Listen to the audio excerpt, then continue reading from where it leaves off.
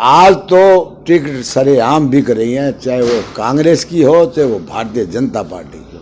Madam Kiran Chaudhary पूर्व मंत्री भिवानी आएंगी और बड़े बड़े लारे लप्पे भिवानी को देंगी कि भिवानी वालों मुझे बड़ी कलम दे दो। समाज को फाड़ने का प्रयास किया जा रहा है। हमारे साथ पूर्व मंत्री डॉक्टर वासुदेव शर्मा जी हैं, जो कि राजनीति में दमखम रखने वाले नेता शुरू से माने जाते रहे। यानी ये कह सकते हैं इनके एक एक शब्द को लोग सुनने को आतुर रहते हैं। पुरानी राजनीति देखिए, आज की राजनीति को भी देख रहे हैं। पहले की राजनीति कैसी थी, अब की राजनीति कैसी है। हम खास तौर पर ये चर्चा इसलिए कर रहे हैं क्योंकि नगर निकाय चुनाव है और कई घरानों से अभी प्रत्याशी उभर के आए हैं। खास तौर पर यदि हम कांग्रेस की बात करें, पूर्व मंत्री रामभजन अग्रवाल के बेटे नंदकिशोर अग्रवाल की पुत्रवधू मैदान में। प्रत्याशियों को लेकर के हम चर्चा करेंगे डॉक्टर वासुदेव शर्मा जी से। सर, स्वागत है आपका।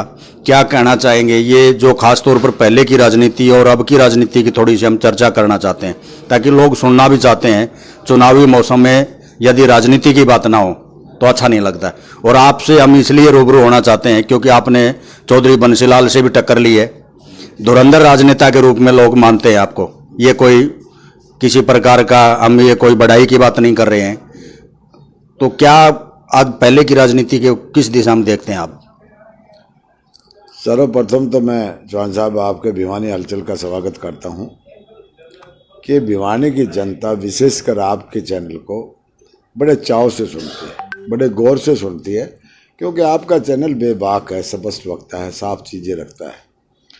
जहाँ तक आपने भिवानी की हरियाणा की राजनीति की बात की है, मैं ये समझता हूँ कि उस वक्त की राजनीति में और आज की राजनीति में दिन रात का फर्क पड़ गया। जैसा कि आप जानते हैं, मैं आज ही मेरी पुत्रवधू ने आम आदमी पार्टी के उम्मीदवार के रूप में पर्चा भरा है जी, जिनका झाड़ू का निशान है, जैसे कि आप सभी जानते हैं। बिल्कुल। और उसी कड़ी में बाबू रामभजन जी की पुत्रवधू ने भी फॉर्म भरा है। जिसके संरक्षण में भरा है वो हैं हमारे चौधरी बंसीलाल, स्वर्गीय बंसीलाल जी का परिवार से, जो उनकी पुत्रवधू है किरण चौधरी हो, चाहे हमारी बेटी श्रुति चौधरी हो। मेरे ख्याल में मुझे ऐसा लगता है कि अब भिवानी की जनता मूर्ख बनने वाली नहीं है। जहाँ ये बड़े उद्योगपति हों, चाहे ये बड़े अपने आप में पैसे वाले हों, जनता का ईमान खरीद के जो इन्होंने राजनीति की शुरुआत की थी, मैं समझता हूँ कि आज समय आ गया, लोग इस बात को भली भांति समझ चुके। ईमान बेचने की बात सर कैसे करें? आपने जो चर्चा की ईमान बेचने की राजनीति, तो उसका थोड़ा बताएं आप। मैं आपको एक बात बता दूं, मैं जीवन में किसी भी व्यक्ति की सुनी सुनाई बात या कोई झूठी बात नहीं करता। 91 में जब हम चुनाव लड़ रहे थे, जो मैं इंडिपेंडेंट चुनाव लड़ रहा था, बाबू अजीत सिंह भारतीय जनता पार्टी से लड़ रहे थे और बाबू रामभजन चौधरी बंसीलाल की पार्टी से लड़ रहे थे। उस वक्त मैं जब चुनाव लड़ रहा था, किसी ने मुझे बताया कि हलवासिया स्कूल में 100 रुपये दे रहे हैं और वोट डलवा रहे हैं। मैं जानता हूँ, मेरा साथी है वो भी जो देने वाला था, मैं नाम नहीं लेना चाहूँगा। मैं जब वाकई में, मुझे यकीन नहीं हुआ शुरू में, लेकिन मैंने जब वाकई में सुना, पक्का सुना, तो मैं वहाँ गया और हलवासिया स्कूल में एक बूथ पे जाके देखा और मैंने उसको वहाँ पकड़ा तो उसकी जेब में 100 के कुछ नोट बचे हुए थे, जो उसने एडमिट किया कि हाँ जी, हम कहते हैं भी वोट डाल दो, 100 रुपये ले लो। आज मैं ये समझता हूँ कि आम आदमी का ईमान खरीद के, क्यों, देखो ईमान एक ऐसी चीज़ है कि गरीब आदमी बेचारा जिसका बच्चा बीमार हो और उसको दवाई के लिए 500 रुपये चाहिए और कोई आदमी उसका ईमान खरीदना चाहे तो वो मजबूर हो जाता है। ऐसे मजबूर करके जो लोगों के साथ खिलवाड़ हुआ है, मैं समझता हूँ आज भिवानी की जनता जागरूक है। कोई भाई ये सोचे कि मैं पैसे के दम पे ये चुनाव जीत जाऊंगा, ऐसा संभव मुझे तो लगता नहीं। चौधरी बंसीलाल भी रामभजन अग्रवाल को व्यापारिक चतुराई वाला नेता मानते थे, उसको किस दिशा में मानते हैं? जैसा कि उनको कोई भी विभाग दिया गया, पर्यटन विभाग की बात करें, गृह राज्य मंत्री की बात करें, खास तौर पर उनकी किताब में भी ये लिखा हुआ है कि चतुराई वाले नेता को के रूप में चौधरी बंसीलाल इनको मानते थे। ये शब्द कुछ अटपटा सा नहीं लगता सर? ये तो सबको पता है कि जब गृह मंत्री थे, जब भी उनके एक रिश्तेदार की गाड़ी छीन ली गई, जो सारे हरियाणा के की पुलिस ने लग के बड़ी मुश्किल से उस गाड़ी को तलाश किया, तो ये तो एक अपने मुंह की बढ़ाई है, कुछ भी कह दे। हाँ, चाटुकार और जो जो उसमें चतुराई वाली बात है ना, उसमें चाटुकारिता को तो मैं मान सकता हूँ, लेकिन चतुराई वाली बात नहीं। और भिवानी का तो देखिए, चाहे अगर वो ईमानदारी से वो करते, काम करने वाले होते, तो ना तो यहाँ जो गौशाला की जो जमीन बेची भी गई, जिस पे कब्जे किए गए, चाहे ये अपना 80 गेट पे जो बना रखा है, ये भी सारे अनाप शनाप संपत्ति जो बनाई हो चौधरी बंसीलाल के आशीर्वाद से बनाई है। और ये तो अभी जो मैडम किरण चौधरी जो लेके आई हैं, ये तो रणबीर महिंद्रा जी के साथ थे, ये तो इसी चक्कर में लेके आए हैं कि भाई हम आपको यहाँ नगर परिषद का चेयरमैन बनाएंगे, और उनको वहाँ से तोड़ के लेके आए हैं। और उनकी इच्छा भी नहीं थी।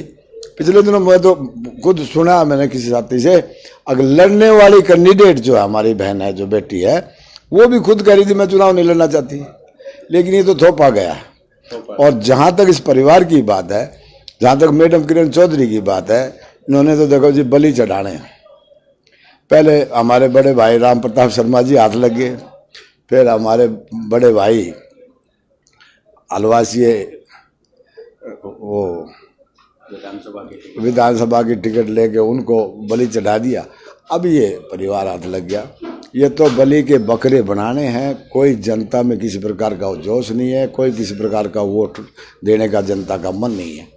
भिवानी जहाँ तक है, भिवानी नगर पालिका है, अगर ईमानदारी से चाहते थे तो मैडम ने उस टाइम इसमें भिवानी बचाओ आंदोलन के बीच में आना चाहिए था। 500 करोड़ रुपए का जिस उसके गृह जिले में घपला हुआ हो, और वो शांत बैठ के महीने 2 महीने में एक बार आके पत्रकार वार्ता करके चली जाए, मैं समझता हूँ ये शोभा नहीं देता। अगर उनकी ये इच्छा शक्ति होती कि ये उजागर करना है, इस मसले को सुलझाना है, पता करना है, उन लोगों को, दोषियों को अंदर कराना है, वो भी लोगों के बीच में आती।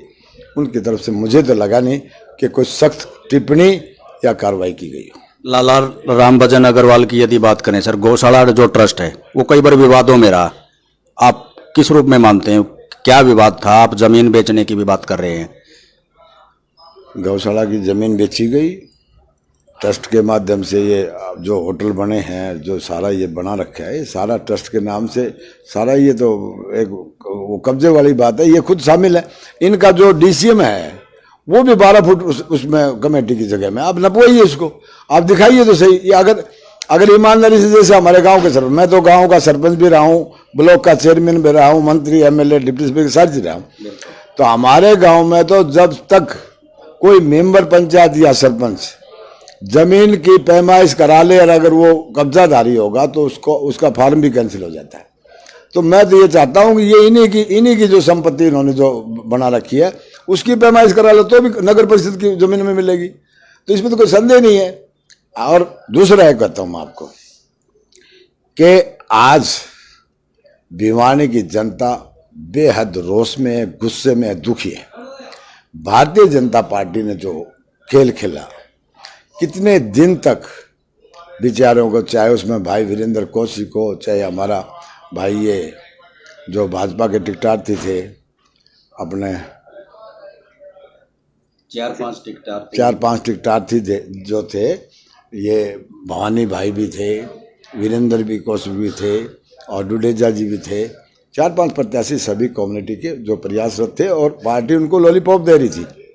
मैं ये समझता हूँ कि भारतीय जनता पार्टी टिकट भी बेचती है और कोई कारण नहीं था।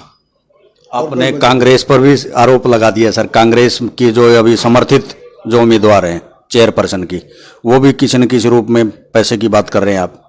हाँ, अभी तो सब लोगों में चर्चा ये, सभी लोगों में चर्चा है कि कांग्रेस पार्टी तो बलि का बकरा बनाना है और पैसे वाली पार्टी पकड़ी है। अदरवाइज तो इन्होंने कुछ दिन पहले तो हमारे बॉक्सर भाई सुनील शर्मा को भी वायदा कर रखा था, हमारी बहन मीना परमार को भी वायदा कर रखा था, अमन राघव को भी वायदा कर रखा था। ये मेरा अपना अनुभव है, मैंने अपने जीवन के 40 साल राजनीति में व्यतीत किए।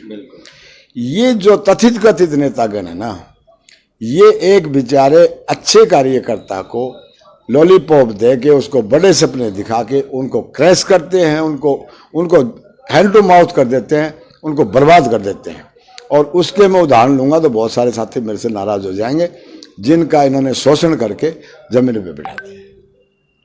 लाला राम भजन अग्रवाल की यदि आप आरोप लगा रहे हैं, यदि हम बात करें तो वहाँ सामाजिक संस्थाओं से भी जुड़े रहे हैं, गौशाला ट्रस्ट भी है और कई शिक्षण संस्थाओं से भी जुड़े रहे हैं, उनमें क्या किस प्रकार का योगदान रहा होगा उनका? देखिए, शिक्षण संस्थाओं से जुड़ना अच्छी बात है, सामाजिक कार्य में हिस्सा लेना अच्छी बात है। आज भी हमारे अग्रवाल भाई अग्रसेन भवन बना रहे हैं रोहतक रोड पे, बड़ी अच्छी बात है। लेकिन जहाँ तक बाबू राम भजन की बात है ना, बाबू राम भजन तो अगर बंसीलाल का दामन नहीं पकड़ते तो निश्चित रूप से इनके तो पीले बाट हो जाने थे। इन्होंने तो भिवानी छोड़ने का प्रोग्राम बना लिया था। ये तो चौधरी बंसीलाल का वर्ष था कि आपको एक बात बताऊं, ये जो बड़े नेता है ना, इनको पैसा भी एडजस्ट करना पड़ता है। कुछ लोग ऐसे रखते हैं जिनका सिर्फ काम पैसा एडजस्ट करने का है, तो उन लोगों में बाबू राम भजन थे। संस्थाएं तो मास्टर बनारसी दास गुप्ता जी ने, जो यहाँ हरियाणा के मुख्यमंत्री, उनका योगदान रहा काफी संस्थाओं को उठाने में। बाबू राम भजन का तो कोई लेना देना नहीं रहा, सिर्फ चाटुकारिता रही कि भाई अपने आप पे ठप्पा लगा लिया, भाई मैं चौधरी बंसीलाल का वफादार सिपाही हूँ। चौधरी बंसीलाल को भी ऐसे लोग चाहिए थे, अन्यथा मजबूत लोग होते तो मेरे ख्याल में ये पॉसिबल नहीं था। मैंने अपने जीवन में चौहान साहब 4 इलेक्शन लड़े, मैं जीता भी हूँ, हारा भी हूँ। मैंने कांग्रेस पार्टी से भी चुनाव लड़ा, मैंने इंडियन नेशनल लोकदल पार्टी भी चुना। लेकिन मैं आपके बीच में ईमानदारी से ये बताता हूँ कि मेरे से आज तक किसी नेता ने टिकट के बारे में कोई पैसा मांगा नहीं। और आज मुझे उस टाइम की बात करता हूँ मैं, जिस टाइम जो नेता लोग, संस्कारिक लोग जो नेता थे, आज तो टिकट सरेआम बिक रही हैं, चाहे वो कांग्रेस की हो चाहे वो भारतीय जनता पार्टी की हो। निश्चित रूप से टिकट बिक रही है और समाज को फाड़ने का प्रयास किया जा रहा है। आज सारे समाज में देखिए, ब्राह्मण समाज की जहां तक मैं बात करता हूं, मुख्यमंत्री महोदय ने कहा भी मैं गला काट दूंगा, इस पर्चे से गला काट दूंगा। ये भाषा क्रिमिनल भाषा है, ये एक पॉलिटिकल भाषा नहीं है। दूसरी बार उन्होंने कहा भी काले ब्राह्मण पे उन्होंने टिप्पणी की, ब्राह्मण समाज सब जब भी शांत रहा। तीसरी बार उन्होंने हमारे सम्मानीय विधायक को नमूना कहा, तो भी ब्राह्मण समाज शांत रहा। लेकिन अब तो परावर की जमीन पे भी कब्जा करके बैठ गए। निश्चित रूप से ब्राह्मण समाज बहुत भारी गुस्से में है, रोष में है। और जाट समाज के, मैं तो इनको मुख्यमंत्री जी को कोई उसका मुख्यमंत्री के काबिल ही नहीं समझता। जब यहाँ से देखो 3 कानून सेंट्रल गवर्नमेंट ने बनाए थे, और सेंट्रल गवर्नमेंट के खिलाफ जो आंदोलन था वो पंजाब से हरियाणा के किसान जा रहे थे। मुख्यमंत्री का फर्ज बनता था कि ना तो इन्होंने कानून बनाए ना ही हटा सकते थे। अगर उन किसानों को रोक के उनके 4 माला फूल की डाल के और कह देता भैया मेरी शुभकामनाएं आपके साथ है कि सेंट्रल गवर्नमेंट जो करेगी, तो मैं दावे के साथ कहता हूँ ना ये इतना लंबा आंदोलन चलता। ना हरियाणा में 1.5 साल तक तो आपने देखा कि ना तो कोई भारतीय जनता पार्टी का कार्यकर्ता ना नेता गाँव में नहीं घुस पाया। ये शर्म की बात है। जहाँ तक कांग्रेस की बात है, आज कांग्रेस की लुटिया डूब चुकी है। क्यों? कि चहेते चापलूस पैसे वाले लोग चाहिए, उन लोगों के साथ लग के। अब तो आपने देखा, अब हमारी मैडम किरण चौधरी पूर्व मंत्री भिवानी आएंगी और बड़े बड़े लारे लप्पे भिवानी को देंगी कि भिवानी वालों मुझे बड़ी कलम दे दो, मैं आपके सारी दुविधाएं दूर कर दूंगी। अरे बहन जी, मैं जानना चाहता हूं आपसे मैडम कि आप 5 साल वजीर रही, पब्लिक हेल्थ की वजीर रही, आज भी भारी कॉलोनियों को पानी पीने के लिए मुश्किल का सामना करना पड़ रहा है।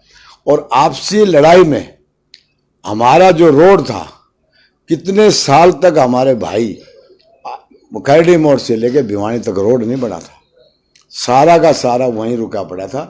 तो मैं ये समझता हूँ कि कांग्रेस पार्टी सिवाय ढकोसलों के, और बाबू राम भजन का तो देखो कंधा ले रखा है, इनके पास पैसा है। लोग, काफ़ी लोग को सोचते हैं कि ज़मीन मैं खरीद के और मैं इनसे वोट ले लूँगा।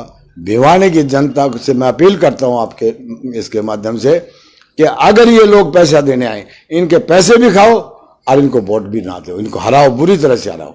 आज भिवानी की दुर्दशा ये है, कमज़ोर हाथों में नगर परिषद की चेयरमैनशिप चली गई तो निश्चित रूप से आगे भी ऐसे घोटाले होते रहेंगे। मजबूत नेतृत्व की जरूरत है। जनता जो फैसला करे वो सिरोधार्य होगा।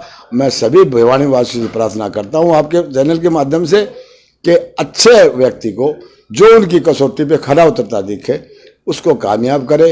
ये जो धन्ना सेठ बने फिरते हैं लोग जो पैसे पे खरीदने वाले, उनको मुंह की चढ़ाए। आपका बहुत बहुत धन्यवाद। ये थे डॉक्टर वासुदेव शर्मा जी, जो कि पुरानी राजनीति से हमने आपको अवगत कराया। पहले की राजनीति और खास तौर पर बाबू राम भजन अग्रवाल की हम बात करें, क्योंकि हमने इनसे इसलिए जानने का प्रयास किया, पुराने राजनेता हैं और इनकी बात को लोग अक्सर देखते हैं, सुनते हैं, उनकी बात में दमखम लोग मानते हैं।